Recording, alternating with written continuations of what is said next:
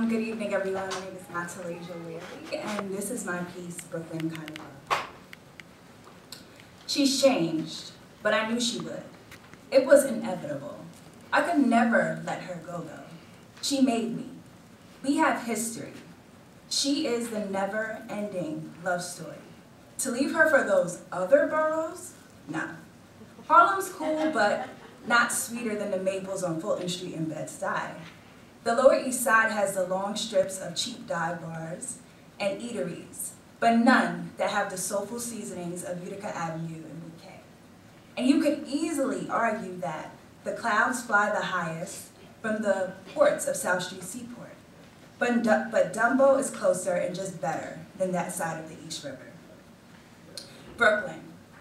These days, the world revolves around you. I always wanted to show you off, but never actually wanted to cheer you. It's too late now. The word is out. The secret is no longer a whisper, but a roar. Brooklyn this, Brooklyn that. Brooklyn, Brooklyn, Brooklyn. The New York Times discovered you not too long ago, and most recently, Vogue magazine. But it seems they are a bit lost in translation about what this place means. They have yet to tune into its 2.5 million stories. I'm one of those stories. I was welcomed by the Kings in the final year of the 1980s. I was the miracle on DeKalb Avenue. My mother and father, two Brooklynites, wanted more children after my two older sisters. And after 8 long years, prayers were answered. I was followed by 2 more gifts from the heavens, my brother, a year later, and my sister, who was 7 years younger than I. From Brooklyn Hospital, I was taken to my castle in the ghetto, a 3-story limestone on Decatur Street in the heart of Bedford-Stuyvesant. Sunshine, laughter, deep green leaves, blowing breeze, Biggie hypnotized, blasting from cars passing by. Double Dutch battles, if you were double-handed, you had to go. Boys purposely throwing their basketballs into the ropes to tangle it. Dig, dig, dog, you are not it. Tag, freeze tag, quack delioso, numbers, hand games, love. Childhood never felt like it would end. Bodegas were my supplier. My brother and I were scrapping together enough change from around the house to buy ices made with red 40 and high fructose corn syrup that we had tapped before it liquefied and dripped down to hit the floor. Oh look, Mr. Softy's coming. We point out with our tiny fingers. And someone's mother was always buying you ice cream so you were not left empty-handed. Community, fellowship, block parties, barbecue smoke. Today is going to be a scorcher, the weatherman would say from the box television. You can fry an egg on the concrete hot. The golden hues of haze from the sun. Fire hydrant opened up and wells of water spilled onto the black tar. The babies learning their first steps on this concrete to disco, 70s soul, New Jack Swing, Maxwell, more Biggie. The 90s were golden. The warnings. The churches on every corner, an outlet to the pops and booms, and the gone too soons happening outside around us. The staggering, red-eyed drunkards, needles on the ground, yelling, dysfunction, chaos, pain, just trying to get by. Murals to remember the faces now gone. God's black and brown children forgotten, but refused to be silenced. The children were aware. Lives could never be replaced. The good, the bad, the ugly. Then sometimes we leave the lovely cocoon of the sty and go bike riding around Prospect Park. The slope and its gigantic dwellings. Whiteness, different from me. A black girl with kinks and waves and wondering, why are things so much better around here? Soon I grew up. At least I thought I was grown. Every 16-year-old thinks they are. There I was in Fort Greene for high school.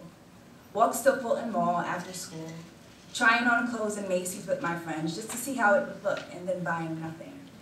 Dominican blowouts on the trusses every week.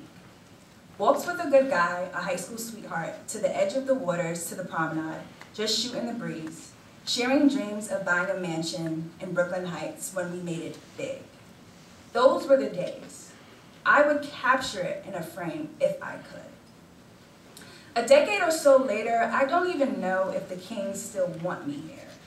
It seems this borough is forgetting who I am. but I'm the one she needs.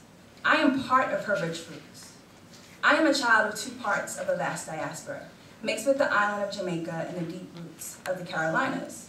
I feel Jamaican when I come in a party and reggae and dancehall is on and I go into a Caribbean takeout, smell the curry and feel right at home. But I'm no expert on the island and I barely understand patois. And I've never been to the areas my grandparents were born in the South. In fact, both of my parents were raised in Brooklyn, and so was I. And sometimes I just want to be that girl who grew up in a city that I'm still discovering. But I'm worried. I will soon be thrown out of it. But who else would enjoy her summer rooftops, overlooking the brownstone beauties, day parties that go on into night, and Sunday brunches and low-key restaurants following church, Afro-punks and Dance Africa festivals, West Indian Day parades, and the likes on her sweltering hot days. And I've even embraced this ugly thing, stadium, called Barclays, that she's cool with now. Look, I compromised. She's not perfect. Sometimes you have to do that in relationships. I do that for my best friend. But what about me? Again, I ask. So to all you newbies coming here, I know she's dope, but sorry, you could never love her like I do.